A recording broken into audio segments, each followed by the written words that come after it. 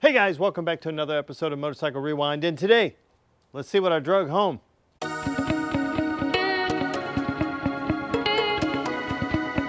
Hey guys, I just got back from the Collector Motor Series auction at the Barber Museum, and while I was going to be 6 hours away from home, you might as well look around on Marketplace and see what you can find. And this is what I found. I found a pair of 350s. This one is a 1971 CL variety, Honda CL350, and this one is a 1972 CB350G. They're rough. This one is rough. You can see it. It's spent a lot of its time in a barn in rural Georgia, and so we're going to go ahead and clean it up, find out how much damage the mice actually did. But let me give you guys a walk around and we'll see what's what. So again, 1971 Honda CL350, remarkably complete. Even though it doesn't look like it should be complete. I mean, it's not complete right here or right there, but it does have the seat. And it does do this. It does do that. And that is clean. The inside of the tank is clean. Look at the cap. I mean, just has some little oxidation on it, but the inside of the cap's good. The inside of the tank is good. That is metal. So, it's crazy. All the emblems are there. Everything's there. I mean, it is definitely going to put my pressure washer to the test to see if it's actually that good. So, it's going to need to be cleaned up. It's going to need some pieces and parts replaced. This thing is going to have to go away. It's a CL. It's got CB pipes on it, which we're going to take. We're going to try to find some CL pipes to put on it, and we'll just take these and put them over there because that's missing pipes. So this is this guy. It has 9,000 miles, 9,800 miles on the speedo. It's rough. Everywhere around it's rough. We're going to clean it up, see how rough it actually is. And then we have this guy, I think 72G, CB350G. And it's, obviously it's missing a tank. The seat's good. It's missing coils and an ignition switch and side covers. Everything else is here. I think I have an ignition switch here. I'm gonna go, and I've got a set of coils here.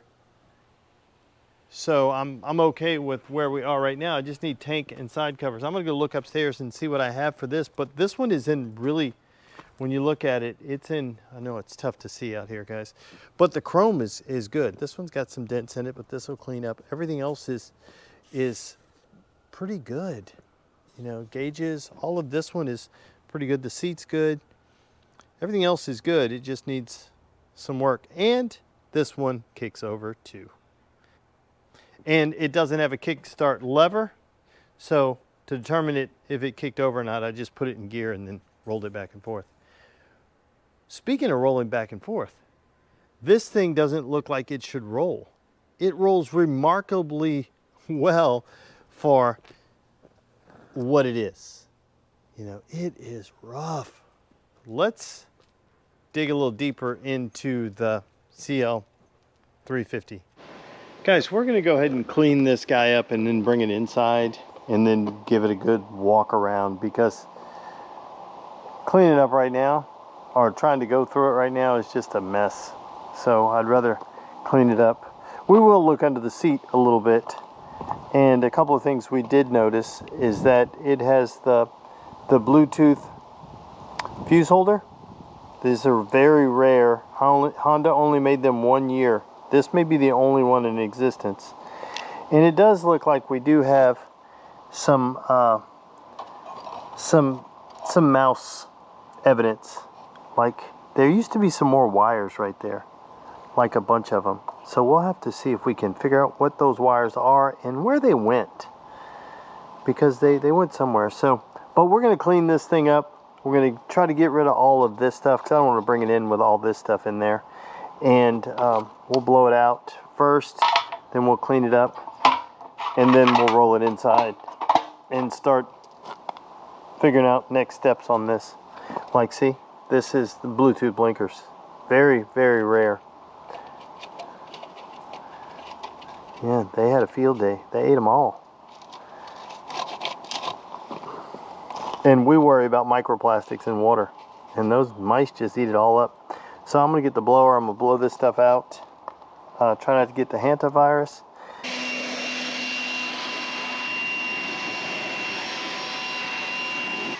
Let me pull that battery out.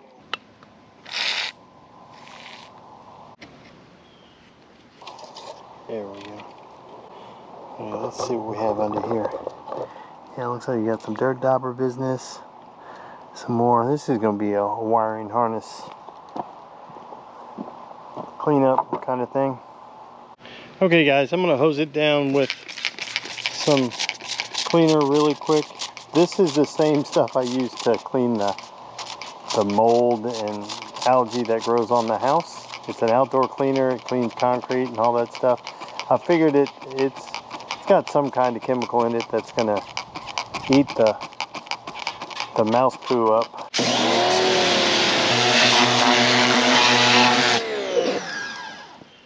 It looks as though this guy was last titled in 1981 in Georgia.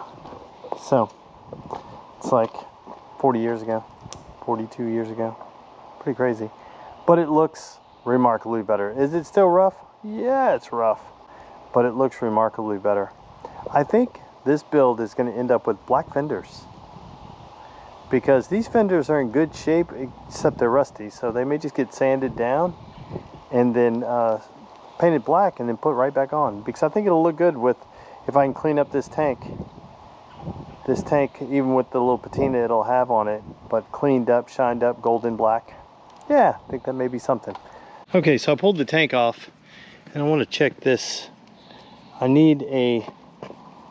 don't have a key, so I want to see if my ignition switch will work. And it goes around, so it looks like it's the same one that I have that I could plug into, but I'm still gonna have to fix. I gotta pressure wash all this, get all, look, just mud on top. I gotta get all this off, and I'll have to clean up the wiring harness before we do any of that stuff. But we're not finished cleaning, so let's get to it. So it's starting to look a little better. Let's put some soap on here, and I'm gonna see if I can wet sand that tank a little bit. So I've got a 1000 grit sandpaper here, just gonna see if I can get some of this surface rust off. I won't be able to get all that off, but if I can smooth it out a little bit, that's what we're gonna work to do. You guys have seen me do this on these tanks, just to bring them back a little bit. See if we can get some of that stain off. Like I said, this is 1000 grit sandpaper. I'm not going to go too heavy. This tank has had a rough life anyway, so any of it that we can get clean. I need to pull off those badges. I should go get a screwdriver and do that. Let's see what this is looking like. This is really quick. It feels a whole lot smoother, which is what we're looking for. Let's put some soap on it, see what it looks like.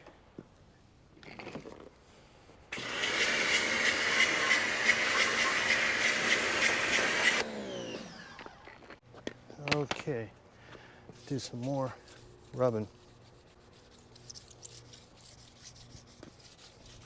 Now those badges are out of the way. The one thing I found is don't put as much pressure on the stripes, because ask me how I know, because you can burn through them. They tend to be thinner. Look, you can already see right here, just from rubbing on that, I burned through under the badge. So, because they tend to be thinner, so just be careful. The other paint seems to be a little bit thicker. And then I really just try to soften the edges on some of these rusty spots. I'm not going to get it all off, but if I can clean it up a little bit, make it smoother, when I go and polish it, it tends to work out a little bit better. Now some of this stain on this one, on this side over here is worse, but I think this is a stain. This looks like maybe like a pea stain. This looks like could have been the spot where they set a pea. May have been the restroom for the mice. Who knows? It's pretty rough, but it just ran down right here. So I'm gonna try to lighten that up. You can see this, the stripe on this side has a little wear in it already. Let me see if I can get out from underneath, from behind it. It's got some little, so I'm gonna have to be careful. And all this is a little rougher, but if we can lighten that up, again, I'm not trying to make it perfect, but can I get some of this off is what we're trying to do. So, but this is definitely the Craigslist side. It's looking good already. I mean, you guys remember what it looked like. It looked like this. And now it looks like this. Let's get to rubbing it. Okay, so I went and got a fresher piece of 1000 grit sandpaper. And just going at this, not a lot of pressure, but it's starting to make a difference. And I'm on the good side over here, so we'll just keep at it and see what we can come up with. Guys, this is just a painstaking process, but if you just stay with it, it pays, it rewards you in the end. I mean, the tank will look better. And again, just being careful of the black stripe, because it will burn through pretty quick. Show you what we're working with over here. See, we have all these little, although this is smoothing out, it's just those rust stains are in it. So we're gonna see if we can get those off.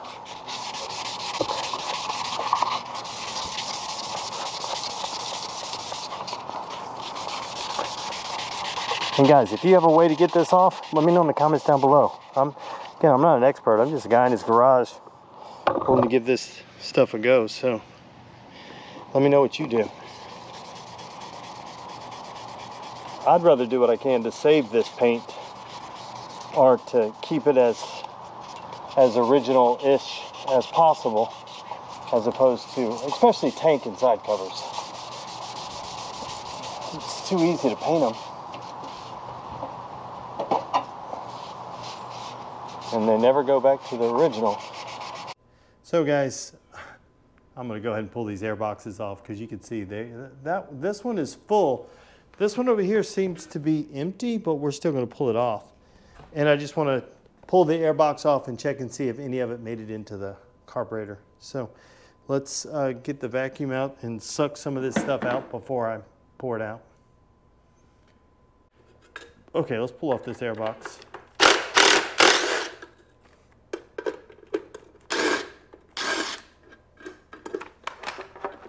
It's just one long rod that goes all the way through. And thankfully, there are no holes in this air cleaner, so they didn't get into the other side. So let's just pop this off. There we go. Clean in there.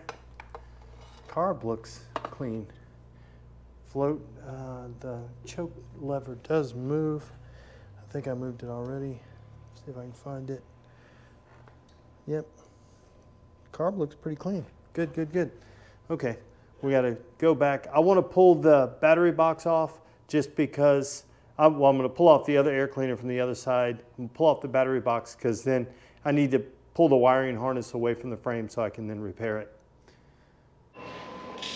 Okay guys, I have the battery box out and I've got all the wiring harness out from in where it lives in the frame, and I'll put that back in. I just wanted to check and see where all the damage was, and it looks to be pretty localized to two places. This right here, these two right here, is what's supposed to connect to my fuse, this guy. I'll have to cut that and splice this yellow wire.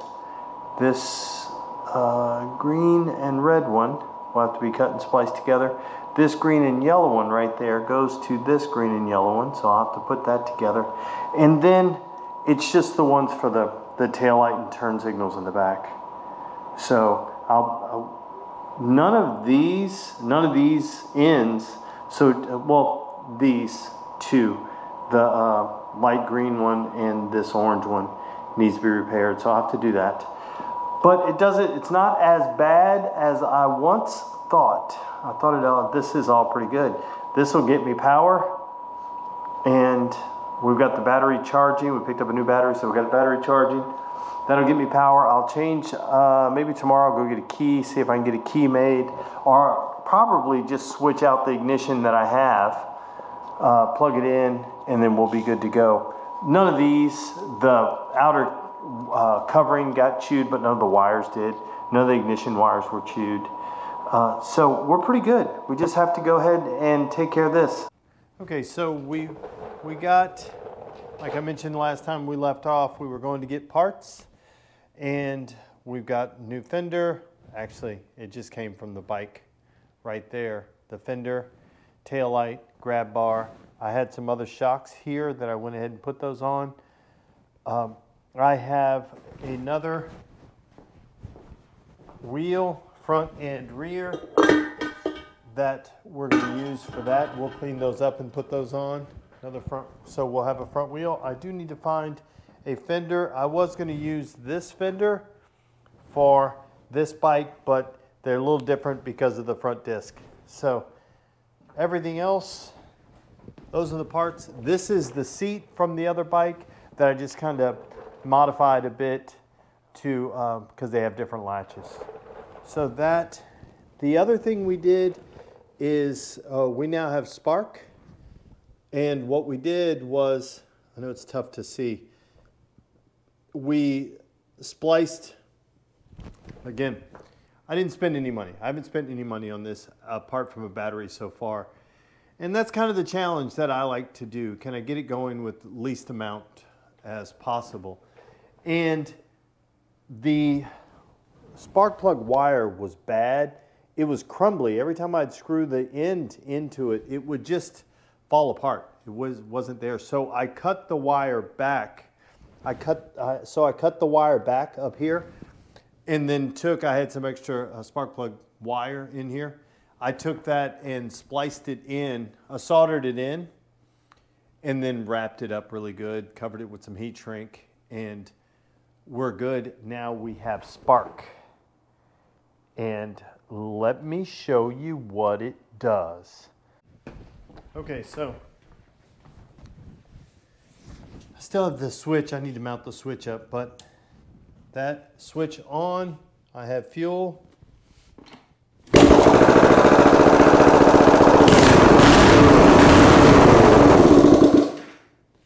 Works. And then we'll start it again.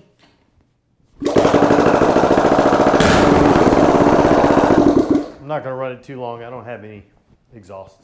Oh, the other thing I did is these are the carbs off of the other 350, only because that bike needs a valve. There's got a bad exhaust valve on the right side, so I've got to go ahead and take care of that. So I don't mind robbing pieces and parts off of this. Plus, when I was trying to free up the whatever it is, this rod, when I was trying to free it up because it was stuck on this one, it snapped this off. Which, no worries, I've got extra bodies, extra CB350 bodies. So I've got the pieces and parts that I've already cleaned out the carbs. So I've got the bodies, I just have to put them together for that guy. But since those were on there, I went ahead and cleaned these up and then put them on. They look like they'd just been rebuilt. Everything in it was new, everything in it was clean. So I just cleaned it up anyway. But other than that, everything seems a go. We have to clean up the front end, but like I said, I've got these gauges which are better than those, which I'll clean these up. And then I'll get a fender. I need to get a fender. I may pick that up tomorrow. But I am going to take the bars off of that one and put over here just because they're in better shape. And you may be saying, well, Eric, why are you taking everything off of that one? Then you won't have anything on there. Well, let me show you what I have planned for that one. Okay, guys, this is what's planned for that guy over there. I picked up when I went to my friend's house looking for a tank and side covers. I saw this and I said, well, I don't need tank and side covers if I do this. And that guy is going on that guy. So we've got some clip-on bars. We've got a seat hoop. We'll turn it into a street cafe racer, and with a full fairing, which I think will be super cool. And it's pretty awesome. So I was able to get this, which I've been after a full fairing for a while, especially the styling of it. I love it, and it's going to be awesome. So we've got a tank already that we're going to slip on it that we already have. We're going to build this up with the stuff we have. So that'll be next after we get this guy going. Got to finish up this guy, and then we'll move on to the other 350. But that's why we can take those bars off, because we're not going to be using them. And I can put them on this guy, and it'd be awesome. So, not too bad for two bikes that we picked up for a little over 500 bucks. And one is already running, and all we spent was a $45 Walmart battery. So, we're not doing too bad. Not doing too bad so far. And it starts, it runs. We don't know if we still got to figure out the ride, but these tires are so bad, so we're going to keep doing this. I do need exhaust for this. I'll show you. I know it may be kind of tough to see out here, but this is the exhaust for it. I need to get some mufflers that go on it, and then we'll just put those on and have some aftermarket mufflers on it. And it'll be just a good run around,